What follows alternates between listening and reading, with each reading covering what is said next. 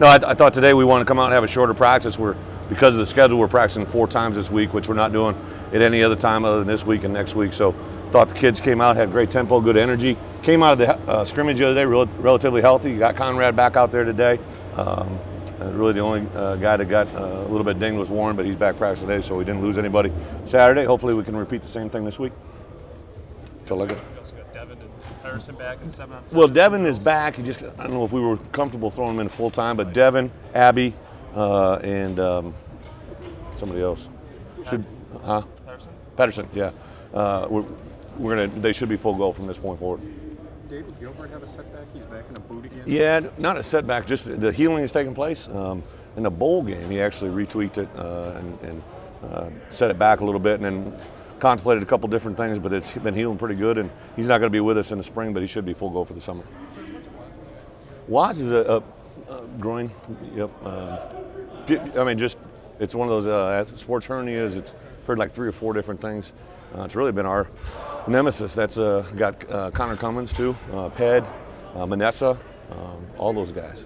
It's really been a recurring thing for him too. You know, there's a guy in Nebraska sent like 10 guys to Germany. There's some guys doing a procedure over there, and now that guy trained somebody who's doing it in Virginia, and that's where we sent Manessa and Connor. And then there's a guy in St. Louis who does a different procedure, so we're trying everywhere. Is there a common theme that causes the injuries from training? Every one of them is a little bit different. You know, like Devin Smith too. Devin had one, you know, and he didn't play all year because of a foot injury, but as soon as he started going, it was back to being aggravated. So he went to the guy in St. Louis, I think. So all of them kind of, kids don't remember exactly what happened or how it happened or when it started. It just starts aching. Is there one thing now you're a couple weeks into spring ball that surprised you with all the new coaches that you've had, either pleasantly or that's been a challenge? I've been pleasantly surprised just at the you guys know the way we practice. I mean, we're just pretty fluid. Even today's like today, which is an abnormal practice for us to just go so many different periods so quick, short amount of time. Drives me nuts, but our kids kind of transition pretty good. And I think our coaches, they're all good communicators. I think everybody gets kids in the right spots at the right time. And then I was kind of excited. It may sound weird, but Saturday was our scrimmage. So Sunday, when I came in the office to get grades, I like to see how people grade film, you know, and how I don't mandate how they have to do it, but it was kind of interesting perspective that some of them brought to the table. Is it safe to say your wide receivers have been kind of up and down with Aberdeen? Yeah, I think, you know, the part Saturday that jumped out to me, I was sitting there Saturday night with the recruiting function. It was mainly my offensive coaches. You know, there's possibly 6 starters that weren't in the lineup on Saturday. I mean, you know, whoever ends up being a quarterback, a running back, a best tight end in Ped, our best wide receiver in Abby, possibly 2 offensive line positions. You know, so there was a lot of key players that weren't out there for us to have as much success as we did. I was pretty happy.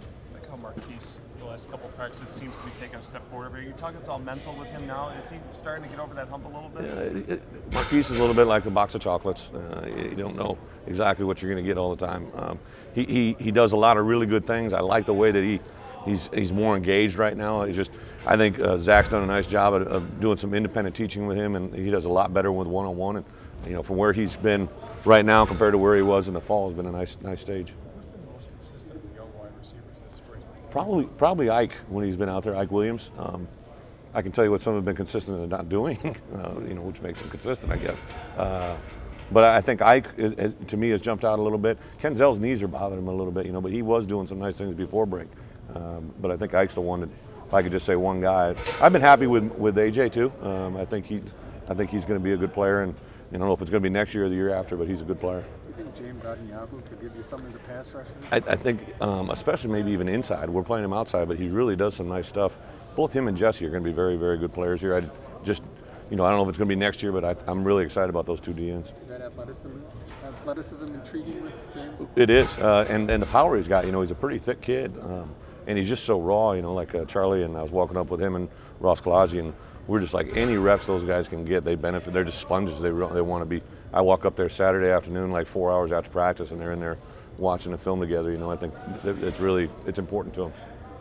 Are you at all concerned about the lack of experience you have with wide receiver? Because other than Abby, there's not a whole lot of catches to go. You know, I might be weird. I don't get concerned about things I can't control. I mean, we got young players, but you know, really out of the group from a year ago, it's just Nick, you know, left, and I think Abby's going to take a step forward. I think Duck can continue to make progress, and then a couple of those young guys come along. I think that the ability that we're going to have at the tight end, I think tight ends make our wide receivers better, just because I think our offense at times is difficult to defend because of the tight end passing game.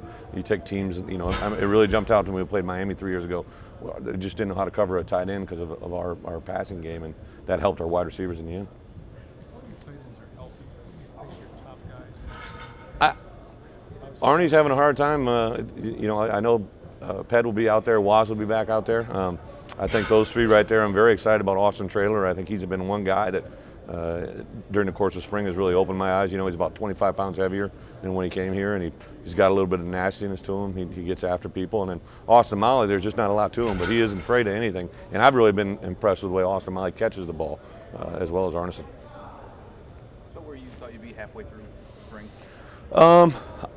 Yeah, I mean, I'm happy where we're at. I always wish you could do certain things better, and today was the first 2 minutes, so I knew that was going to be kind of a cluster, but I'm happy. I think the kids are into it. I was really happy. I told the kids today, and I think it was a couple coaches that were visiting practice on Saturday commented how engaged our kids were that weren't in the game, you know, that weren't on the field. They were helping the other guys out. They were teaching, they were coaching. It was impressive to watch. How are you breaking up special teams with your coaches? Who's doing what?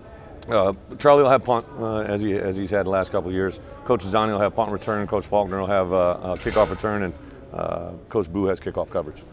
You talked a lot about Melvin the other day. Are there enough carries to go around for number 3 back? Well, ever since I've been here, we've used 3 backs every year. You know, and I know certain guys getting certain numbers and all that stuff, but we've had to have 3 backs to get us through every season since I've been here. So I think there is. Obviously, you know, you got a guy that has proven it a lot in Monty, but James really looked good on Saturday. I think everybody talks about Melvin just because he's new, but you know, he just kind of falls in line with the rest of them. Mike Taylor and Ethan Armstrong coming along. Good. Ethan started moving around a little bit. I know Mike's doing some more. Both those guys should when we start summer prep in June. But both of them I like. They're always watching. They're engaged again, and they're taking reps. And hopefully those surgeries are going to make both of them better athletes.